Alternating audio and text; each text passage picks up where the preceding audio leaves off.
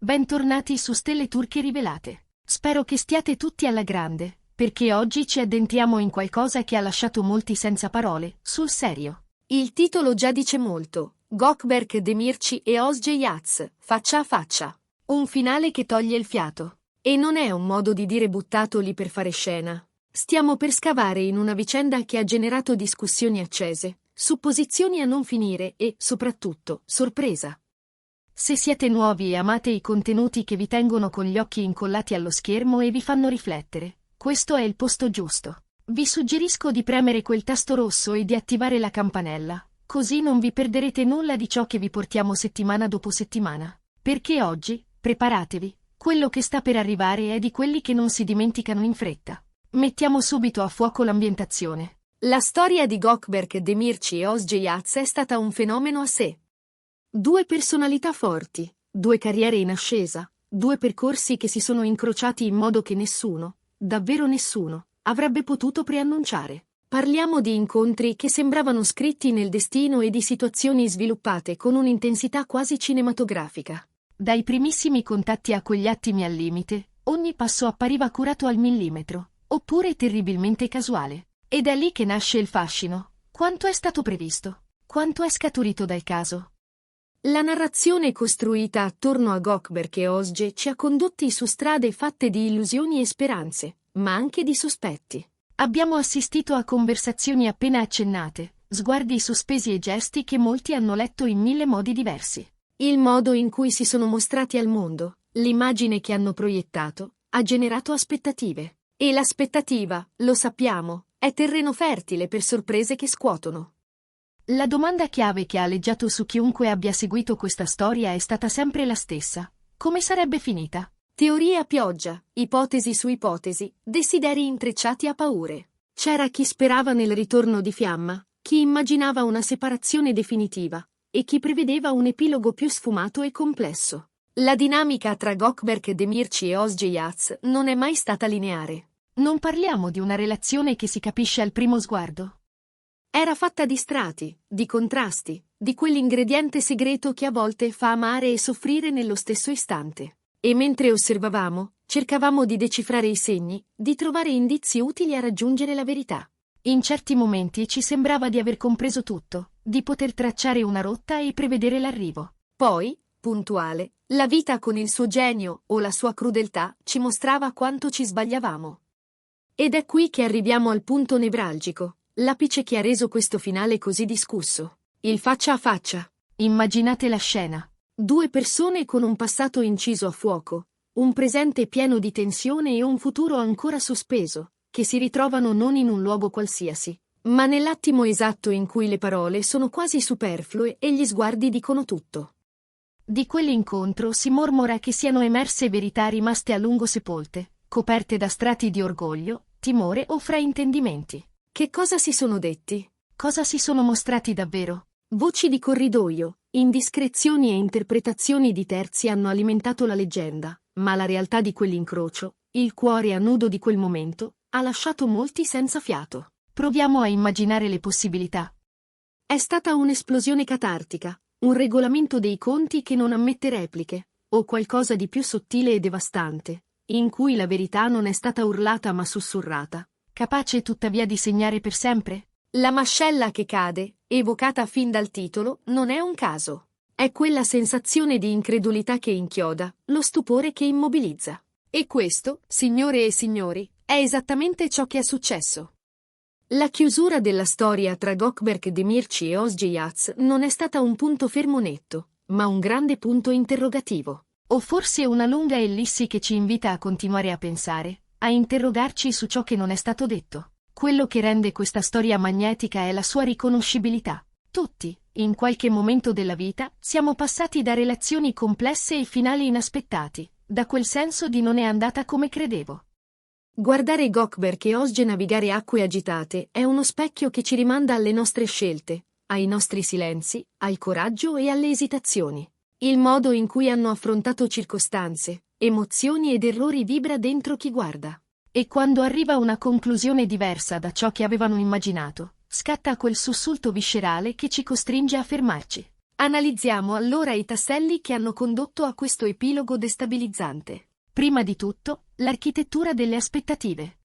Per lungo tempo è stato alimentato un racconto, si sono costruiti scenari e generati pronostici sul come e sul quando. Quando qualcosa viene preparato a fuoco lento e poi esplode nell'unico modo che non avevamo previsto, l'impatto è enorme. Secondo punto, la complessità dei protagonisti. Gökberk, Demirci e Özgejac non sono figure a una sola dimensione. Ognuno custodisce motivazioni nascoste, contraddizioni, tratti in luce e zone d'ombra.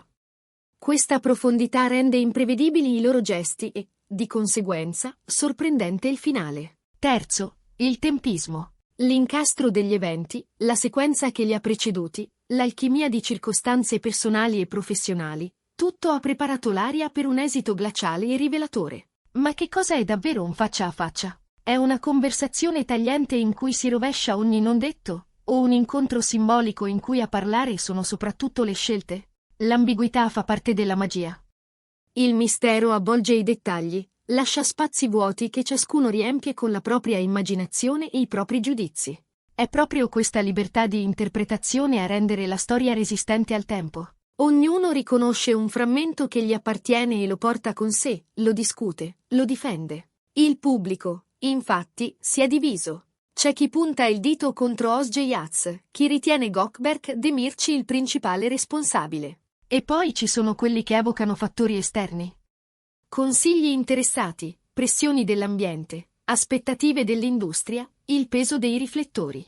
Questa pluralità di sguardi è la prova della ricchezza della narrazione e del segno che ha lasciato. Il finale non è un sigillo, ma un detonatore. Apre conversazioni, seminando riflessioni e dibattiti. E questo, di per sé, è un risultato. Fermiamoci un istante sulle lezioni che possiamo ricavare. Forse parla dell'importanza di comunicare a tempo, delle conseguenze dei non detti, della difficoltà intrinseca dei legami umani. Oppure ci racconta la resilienza, il faticoso ma possibile ricominciare, il prendere ciò che resta e trasformarlo in qualcosa di nuovo. Ciascuno troverà una morale diversa, un richiamo che si accorda con la propria esperienza. Perché, alla fine, ciò che ci attira in storie come questa non è soltanto il colpo di scena, ma l'umanità che pulsa sotto. Vulnerabilità, paure, speranze, errori. Gökberk e Özge, con i loro chiaroscuri, ricordano che siamo tutti creature complesse, capaci di slanci luminosi e di scivolate rovinose, e che il cammino della vita è fatto di curve improvvise e finali che mozzano il respiro. Ripercorrendo questa traiettoria, dall'accensione delle aspettative all'ultimo sguardo del loro confronto, vediamo come l'eco emotiva non si sia limitata a un momento singolo. È un'onda lunga. Dapprima un bisbiglio, poi un tam tam di messaggi e opinioni, infine un coro di voci. Chi invoca un chiarimento pubblico, chi reclama rispetto del silenzio. Intanto, alcuni dettagli filtrano. Qualcuno giura di aver colto un mezzo sorriso, qualcun altro riferisce di un cenno di assenso, di una mano rimasta lungo il fianco quando avrebbe potuto allungarsi. Sono tasselli minimi, ma in una storia come questa diventano materiali preziosi, lenti per osservare le crepe. C'è chi sostiene che il loro incontro sia avvenuto dietro le quinte di un evento, in un corridoio più stretto delle loro memorie condivise. Altri parlano di una sala silenziosa, lontana dai flash, dove il tempo sembrava sospeso. Non importa quale versione si preferisca, in entrambe aleggia la stessa verità emotiva. Finché non si sciolgono i nodi, le parole pesano come macigni, i sospiri sono più densi della rabbia. E così, l'idea che non tutto sia stato detto a voce alta, ma molto sia passato per i silenzi, affascina e inquieta allo stesso tempo. C'è quasi un paradosso. Più il quadro resta sfocato, più ci sembra autentico. Poi arrivano le domande scomode. Se ci fosse stato un solo gesto in più, uno sforzo in più, un resta pronunciato al momento giusto, sarebbe cambiato qualcosa? O era già scritto che quell'epilogo dovesse arrivare così, non come frattura rumorosa ma come dissolvenza? Non lo sappiamo. Quello che sappiamo è che la forza di una storia non risiede solamente nelle sue risposte, ma nel modo in cui ci costringe a farci domande nuove. E qui, di domande, ne sono nate parecchie. Guardando avanti, qualcuno vede in questa chiusura un prologo. Un finale che prepara un terreno diverso, più adulto. Forse, un giorno, Una collaborazione che trasformi il non detto in scena, l'eco di quel confronto in una trama artistica. È un desiderio collettivo, forse.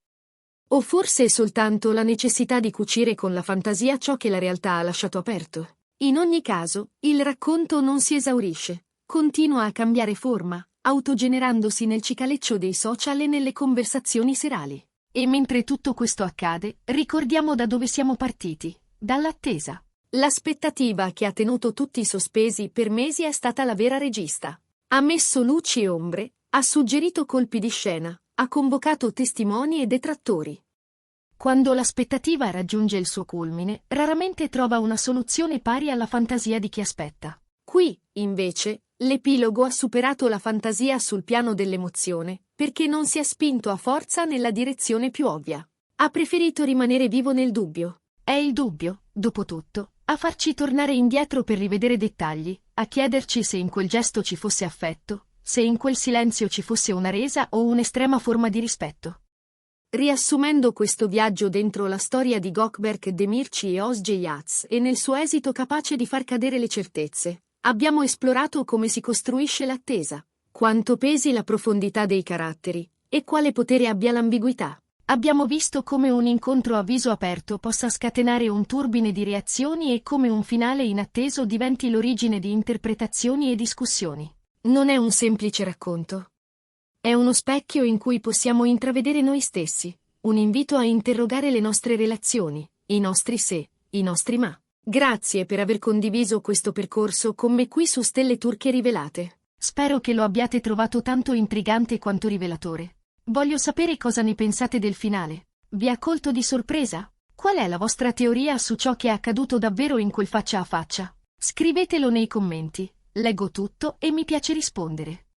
E prima di salutarci, non dimenticate la solita richiesta. Se questo video vi è piaciuto e volete continuare a godervi contenuti coinvolgenti e pieni di spunti, lasciate un like, condividete con chi ama queste storie e, naturalmente, iscrivetevi al canale se non l'avete ancora fatto. Il vostro supporto è il motore che ci spinge a creare sempre di più. Ci vediamo nel prossimo video, sempre qui, su Stelle Turche Rivelate.